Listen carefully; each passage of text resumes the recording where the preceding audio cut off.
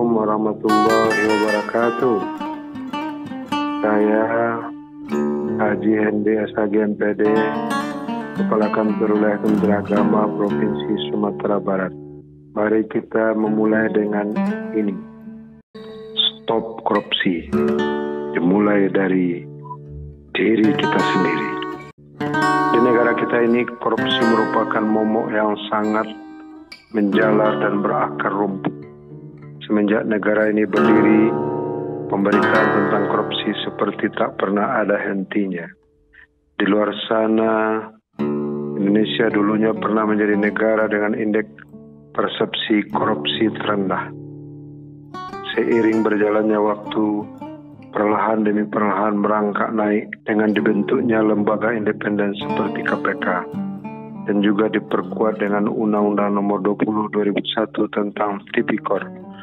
Terbukti IPK Indonesia pada tahun ini berada di peringkat 4 yang sebelumnya berada di peringkat 6. Untuk secara global, IPK Indonesia mulai menunjukkan sesi positif, di mana tahun ini berada di peringkat 89 dari 180 negara yang sebelumnya IPK Indonesia berada pada posisi 96. Hal yang lebih besar lagi, korupsi bukan hanya sebatas uang. Korupsi itu bukan hanya sekadar memperkaya diri. Mencuri waktu juga termasuk hal sederhana dari korupsi. Apalagi di masa pandemik ini, korupsi sangat mungkin kita hadapi. Bukan hanya bencana pandemik COVID-19 ini yang kita hadapi, tapi bisa saja bencana korupsi. Terbukti menurut survei yang dilakukan oleh Evi Hartanti dalam bukunya Tindak Pidana Korupsi. Ada beberapa dampak yang akan terjadi dari korupsi tersebut, yaitu 1. Berkurangnya kepercayaan terhadap pemerintah. Yang kedua, berkurangnya kewibawaan pemerintah dalam masyarakat. Yang ketiga, menyusutnya pendapatan negara. Yang keempat, rapuhnya keamanan dan ketahanan negara. Yang kelima, perusakan mental pribadi. Yang keenam, hukumnya tidak lagi dihormati. Setiap agama apapun di negara ini sepakat untuk menjadikan korupsi sebagai tindakan yang tidak bermoral.